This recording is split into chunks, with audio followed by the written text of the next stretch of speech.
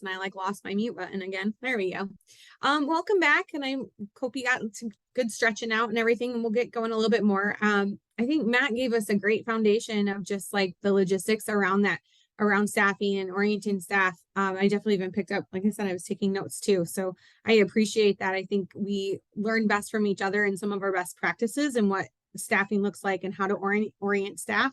I would 100% agree with the fact that it is a long process and it starts from the very beginning. And so I'm going to walk you through some of those things today for on our end of things of what it looks like for the why and just the best practices that we've learned along the ways to help staff be successful and then to retain them. And so that's kind of where I'm going to go today. So before we get going, you had some time to kind of share some things, but I do want to take a few minutes to get to know who's in the room a little bit more. And so my background is very strongly in out of school time learning. I started as an elementary school teacher in Nashville, where I was a social emotional model classroom in Tennessee, and also overseeing one of our 21st century programs, our after school program there as a lead director too. And then when I moved back home to Michigan, where I grew up, I ended up working for the Y and have really kind of solidified my career in out of school time and not going back to the classroom, which has been really great. I love out of school time. I think it creates a space of just fun around learning for youth.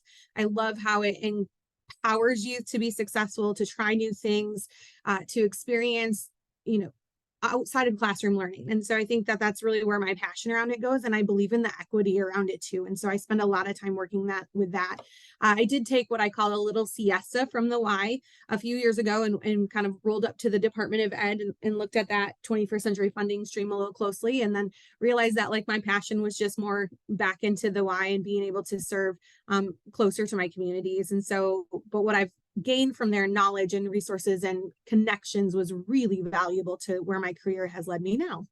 I started in just as a frontline staff site coordinator. That's where I began with the Y, knowing that I came from a different perspective of having both an educational background in teaching and then also a really big passion of learning and out of school time.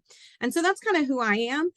One of the questions that I want to ask you today, though, are, how do you identify when it relates to staff? And so I think I've come a long way with what that looks like in my life as a person who hires staff and encourages staff and leads staff. I definitely think that perception has changed of who I am and what I am naturally good at for doing that kind of role. And so I would identify myself, I think, as an encourager when it comes to staff. And so I'm curious to know what you identify as you relate to staff. What is one of the strengths that you would say that you have relating to staffing and orienting staff? And so we're going to do I like to call them chat bombs. So similar to what you were already doing with Matt by putting your answers in, but don't send them until you hear me say, I guess we're close to fall, say pumpkin spice. So take a minute and type in, but don't hit enter and don't send what you think that you identify as when it relates to staff. Just one word that identifies you.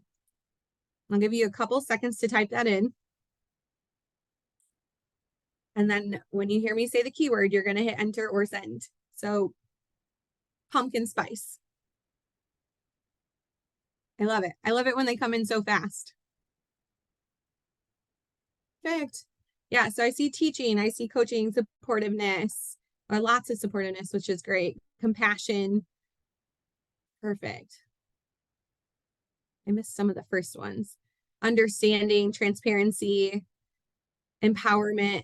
Yeah, I'm right with you with all of these. I think that when it comes to hiring and supporting and onboarding staff, those kind of soft skills are more important than even some of the tactical things. And so what I love about our organization is we've kind of set up the tactical things to be very consistent so that we can kind of really spend time focusing on those soft skills and supporting our staff and growing our staff. All right, my next question, we're going to do another chat bomb. So same thing, when you hear me say pumpkin spice, you're going to answer this question. And so now that you identified how you relate to staff, I would like to know what you think staff would identify you as a leader in their world. And so what do you think that staff are going to identify for you? And so same thing, I'll give you a couple seconds to think about that. And then when you hear me say the keyword, you're going to hit enter or send. So Pumpkin spice. Model, supportive, approachable. So how would staff identify you? Advice, knowledgeable,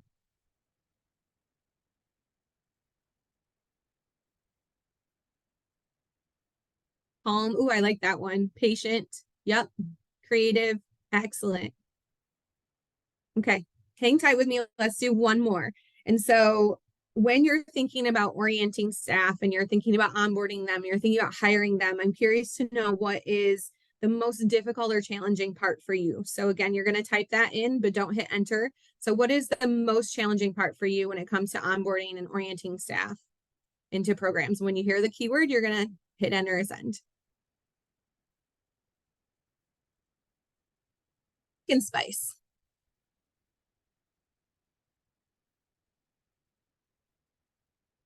Attention span, on time, buy-in, not overwhelming them. I think that's good. Conciseness.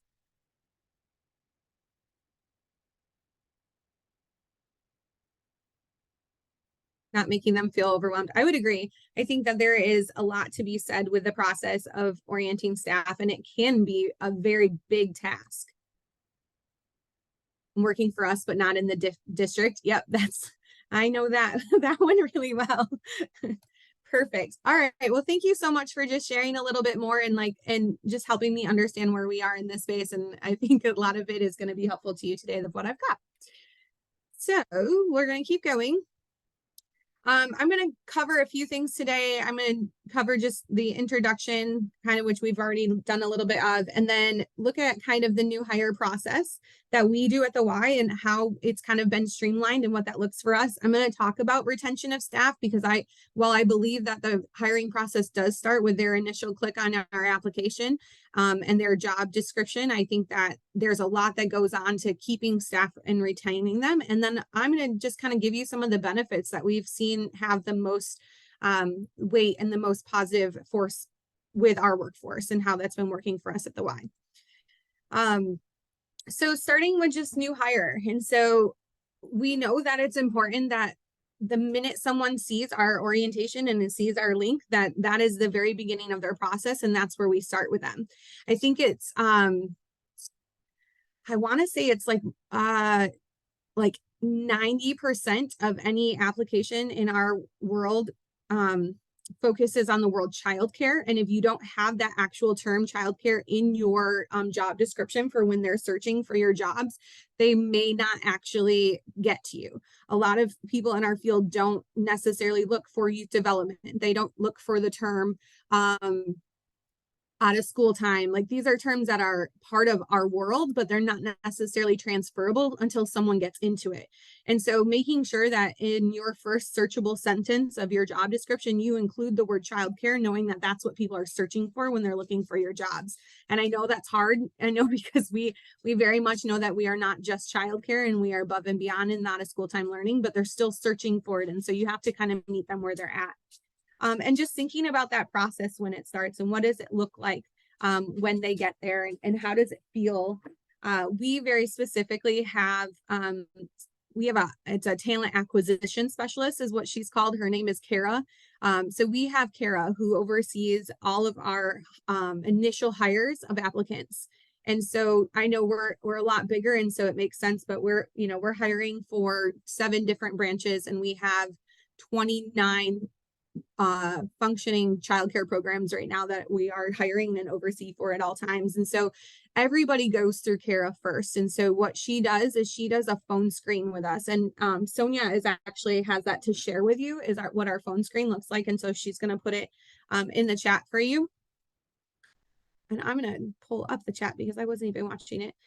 But our phone screen is something that Kara does. And this is the one that we're going to share with you is from our day camp. And so the phone screening is basically just 3, 4, 5 questions that Kara asks everybody. And so it's super consistent and it helps us to field out a couple things. I know Matt mentioned that, all of the Y programs, we are licensed through the childcare licensing. And so part of that phone screen, asks if they have experience in that, because we know that they need to have that experience in order to hold some of our positions. If you're a lead, we expect you to be able to meet the requirements of what a lead looks like for us. And so the phone screen allows us to kind of open up and have that. And I can actually share it too while I'm talking about it. Let me see how good I am going to be at switching share screens right now.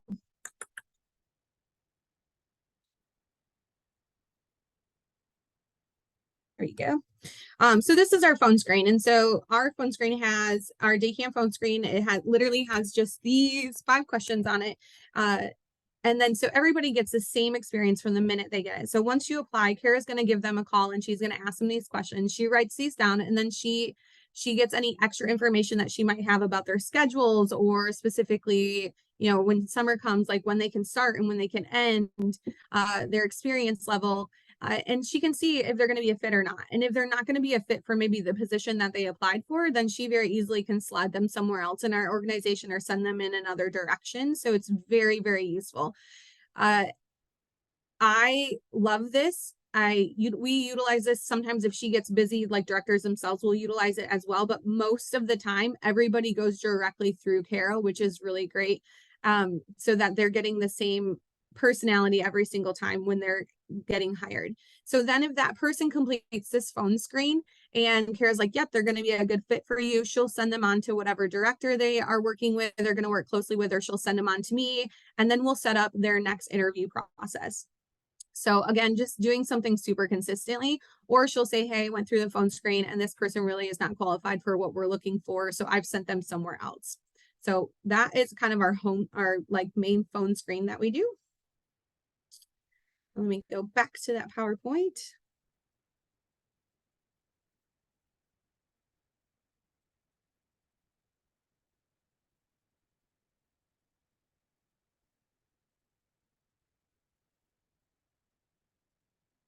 All right. And then from that point, we know that they set up their interview. They will come down and sit with a director and have kind of their face-to-face interview. We'd use a system called Paylocity. And so we actually do all of our communication directly through that system with any candidates. All of our onboarding and recruiting and hiring goes through Paylocity. And so we can text with them. And so I will say this, if you're not texting with your hires right now, you need to be.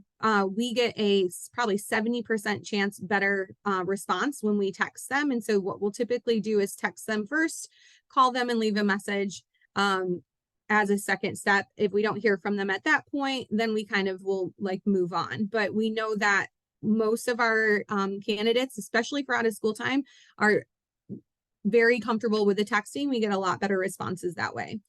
So just a little like hint there of what that looks like.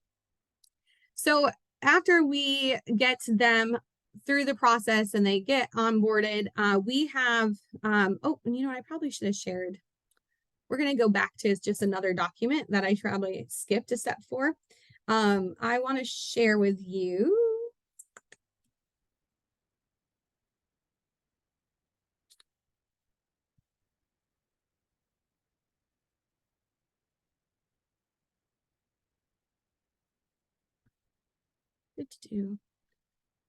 Sorry, I'm really like doing the screen thing today.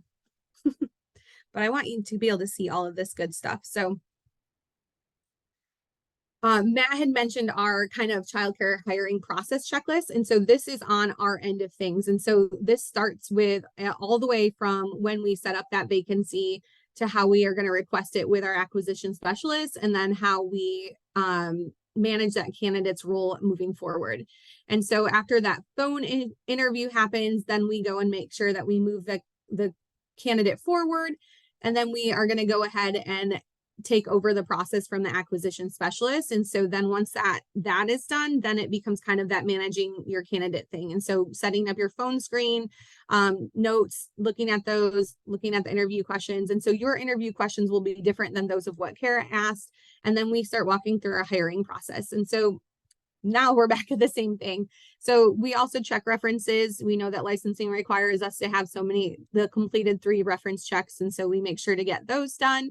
And then we talk about pay. And so pay is really important that we put that up in one of the very first conversations that people get. We have a hay plan that we have for our organization, and so everybody knows what that hay plan is. Sometimes there is some wiggle room.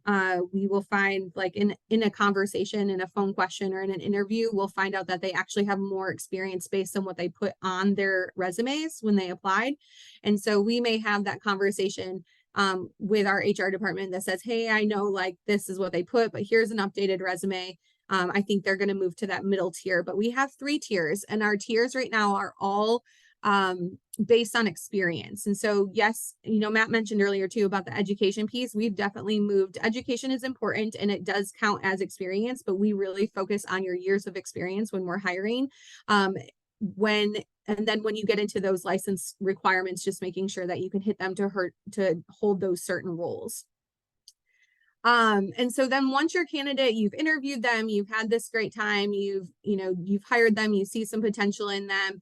We put them in the hired status, and then they're going to show up on our active employee list. And then we start sending them their welcome email with when they're going to start, who they should connect with, what they should wear their first day, etc. The piece that we just added into that process is on going backwards to a new hire orientation. And so it's been quite a while since we, as an organization, I think probably during COVID, to be really honest, we took away our association new hire, and it's all done all digital now. So we still felt like we were kind of missing some of that in childcare, and so what that could look like. And so what we ended up doing, actually, we just did one in the end of August was our very first one, is we did actually start a childcare specific new hire orientation. And so anybody who is getting into the childcare organization or part of our field or our kind of association in general, whether that's in the early learning or it's in our out of school time, they come for a 4-hour training within the first 90 days. And in that training, we share, safety and supervision best practices. We talk about licensing. We cover our food program services. We cover curriculum that they might have. All of those pieces are all in that new hire training. And it also is just a really great way for them to learn about the history of our organization and the why, kind of our goals of what we do. And then also meet other individuals that are, in the same kind of roles, but not necessarily in the same facilities. A lot of our out of school time programs are offsite. And so meeting someone who's doing the same thing, but hired in a different district area is really helpful. And then we try to bring them together for like an annual or biannual kickoff kind of thing as well. And so those were some big pieces that we've really seen a difference. We got some very positive feedback about launching that again. And we even had some spaces where staff would go back and say, hey, I heard this at this meeting, and then be able to ask their directors, like, how are we doing that here? What does that look like? Because we know not every program is going to be a cookie cutter, but we know that there are some overarching things, and especially licensing, that we really want them to hear from the very beginning so that they know what is part of their role. So I'm going to keep sharing my PowerPoint.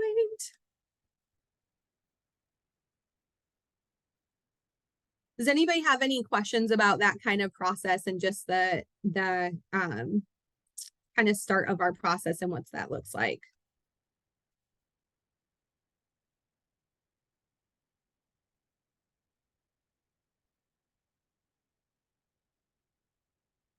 Okay.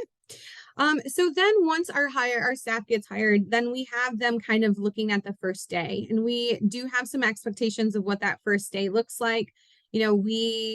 We want them to feel successful on the first day. We want them to know exactly where to go, exactly what to wear, how to feel confident, and then be able to practice. And so we've really established a kind of shadowing process for that first 3 shifts. That is the goal. And so they will be paired with another person in their role, and it may be in their specific site that they're going to, or it may be in a different site. So it gives them kind of an opportunity to see and build on different places as well and what they're doing. But we really believe in that shadowing process and having someone available to model and mentor like some of our best practices. And so we use a transition sheet for tracking our youth as they move throughout the program day. And so it is a little time consuming. And so having someone there to kind of practice and model and to be able to kind of hone in on what those pieces are, those like overarching safety pieces, is really helpful. And our childcare sites are licensed. Our talent specialist is part of that that process. It's the very first step. She's the one, our acquisition specialist, that they connect with. Again, it is because we are a bigger organization and everybody filters up to the top of our umbrella that we can kind of have that one person identified. But it's really great. So I was just answering that question in the chat. And then I think the other thing for the first day to remember too is just really like taking time. Even, we say when we get new youth in our programs that we have to kind of rebuild some relationships and belonging, but that happens with our staff too. And so we really encourage staff within those first couple days that they're at a program, and even the first couple weeks, to like give an opportunity to do some what we call Y chats, or circle chats with youth, and just so that they're spending time getting to know the person that's working with them. And so that's kind of the important part of the first day, but we also know that there's some back office stuff that goes with that first day. And so our association has our onboarding of part-time staff, and it's we call it our first 30-day experience. So I'm going to go back and stop and share. We're going to stop the share again.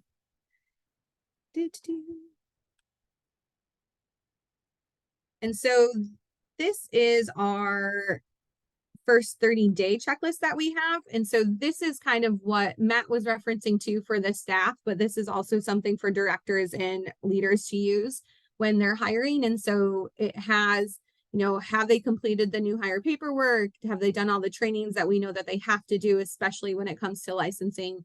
And then, what are some of the specific branches that they have to do? Have they toured the facility? Do they know where everything is? Do they know how to park? All of that one. And so then those get signed off and held into their staff files, uploaded into their staff files. And then each of our kind of branches of our association, like so school age and childcare, we all have a kind of another version of this that breaks down more specifically at the site what that should look like for in the first 30 days of hire.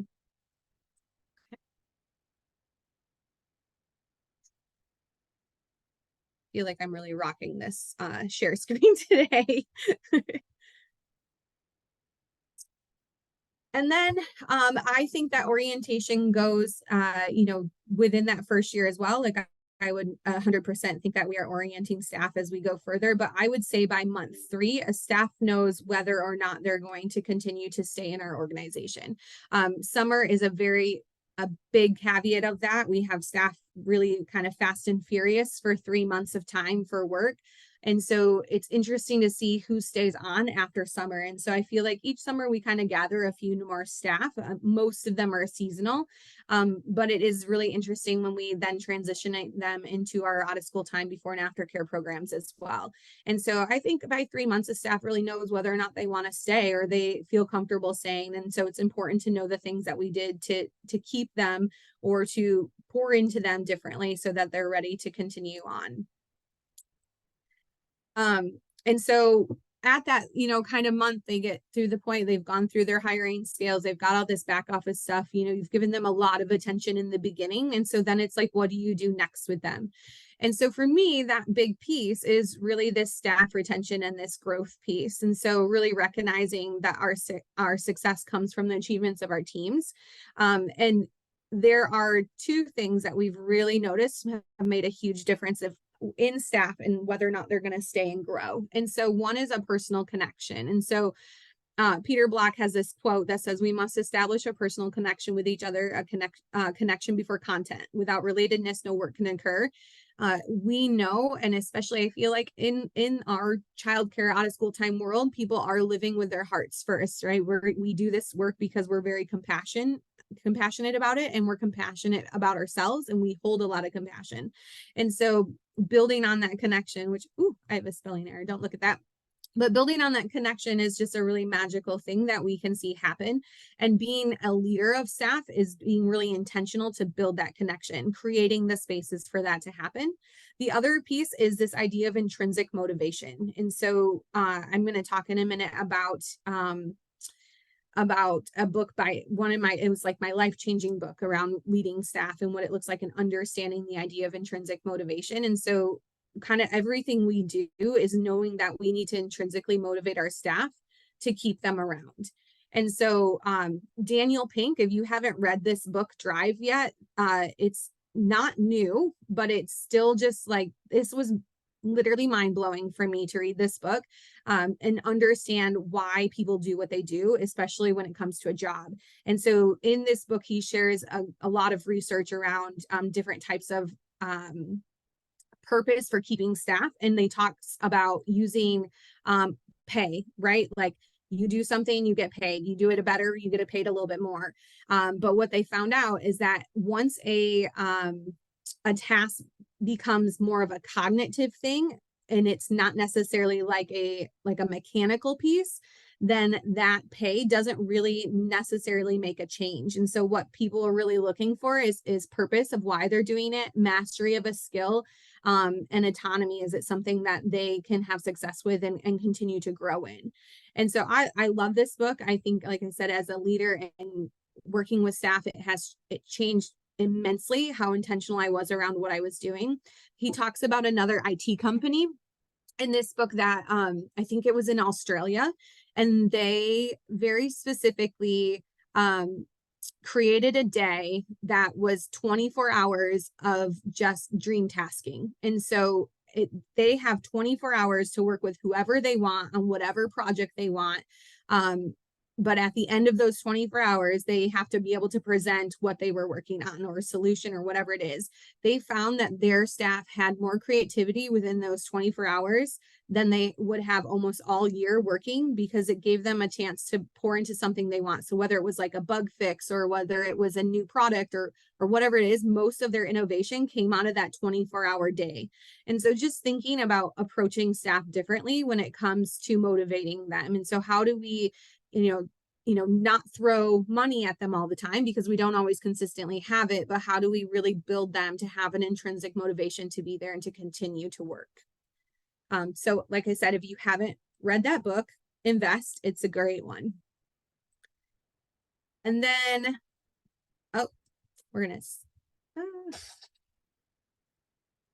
there's a video that goes with it, but I'm going to save our time and I will send the link for it. It's a good one, but we don't need it today. So let me get back to this and see if I can.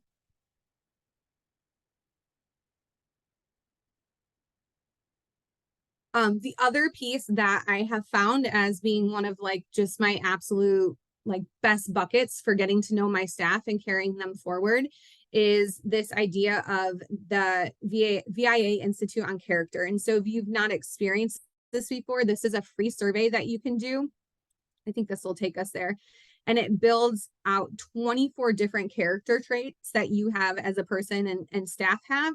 And so there's so many buttons happening right now.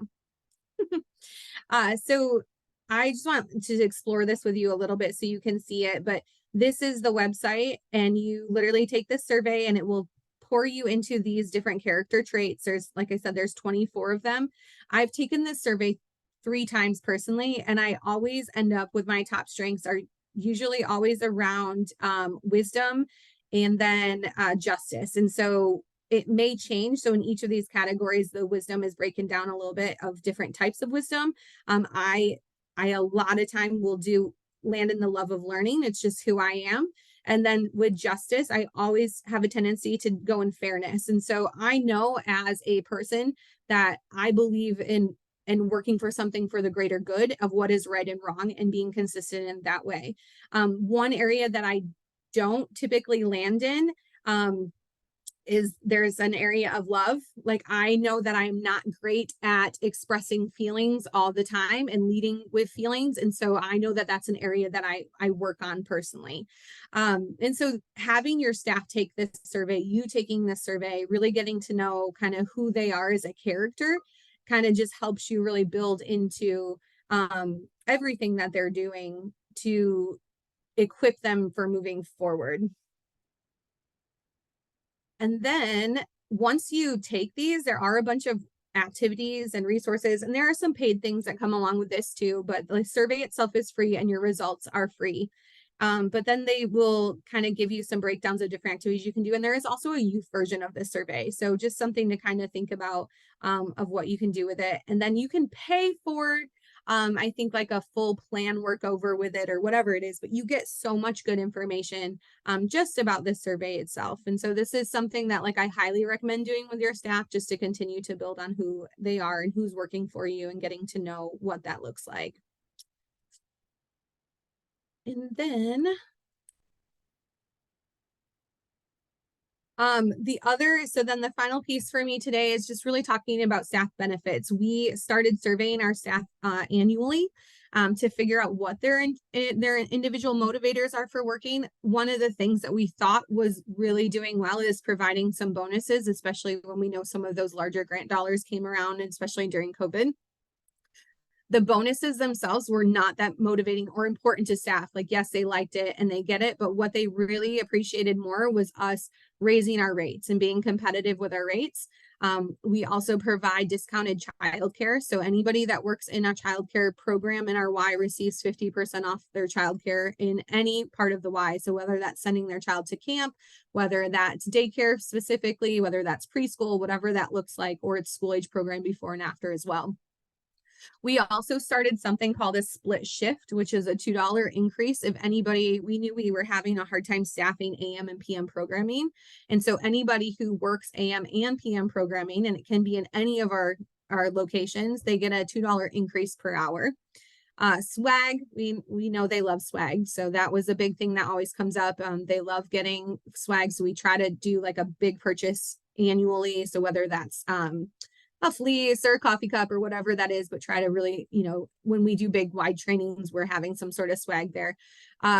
One of the things that was surprising to us is they asked for notes. And so our staff in their survey are constantly asking to have some more notes around affirmation or thank yous, or just telling them that they're doing a good job, and they want them to be handwritten notes was requested. So some of our directors started sending just like birthday cards home to people. So they would get when it's their birthday, they would get a card from the Y in the mail, or, little pieces like that, or leaving Post-it notes on their doors or their clipboards, or just being really conscious of that. And then affirmations, they want more affirmations. And so verbal affirmations are a huge request of what they're asking for. And then one thing that they were very thankful for were these annual raises. And so knowing that we do an annual cost of living, but then also do a bonus connected to your observations each year. And so that's again, a really big thing, but they liked that they were consistent more than just getting a one-time bonus.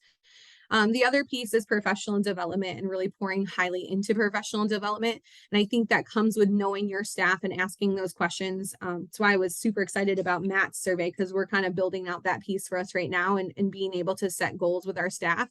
We have identified, especially in out of school time, we don't see staff all day long. We see them for a few hours a day.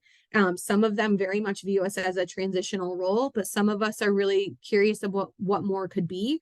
And so we're starting to build and look into these pockets of learning pods. So putting some people through the MyYDA if they're really interested, and can we build into them deeper, letting them see kind of different levels of the association and what that looks like in those careers, and talking through them, and really having intentional conversations. And I think with that comes a modeling of that too. So as you are leading your staff, they're learning to lead their staff. And so really being conscious of what that looks like, setting up your one-on-one meetings with your staff, and holding to them. Because I think sometimes we get so busy and it's like, hey, do you need me today? And they're like, no, but like, just go anyways. It's okay. Like, still pull it together and just be present, because we get comfortable in pushing things like that aside if we are saying we're not needed, but then you miss those connections in those moments. And then the other one was leadership presence. And so they just asked to see more leadership in their organizations and in the moment of their programming. And so we've really poured hard into creating that. And so this all came from a staff survey that we asked of 5 questions. I think it was, when was the last time you appreciated someone? How do you like to be appreciated? I think it was, when was the last time someone appreciated you? And then I think just like, what benefits do you appreciate? And then how else can we appreciate you? I think it was a very simple survey that we send out now annually. And this is where we land with that. So, oops, going the wrong way. But that is pretty much all that I wanted to share, was just kind of some of my greatest hits and tips and just things that I know that we can kind of utilize to strengthen your orientation and of staff, and just know that I think it keeps going, after. Well, I think that initial presence is super important. I think what you continue to do and how you continue to build into your staff as they move forward is also equally important. And so I think if I have any thing to leave you with today, it would just very much be that, onboarding staff is a massive undertaking. And so the more consistent you can be, the more structured you can be, the smoother it feels and the more successful staff feel. And so that they get to that 3 month point and they're not overwhelmed. They're not feeling like they've just been doing one thing after another, but they've got a plan in place to move forward and a home in your organization or in your program to feel successful. So I'm going to stop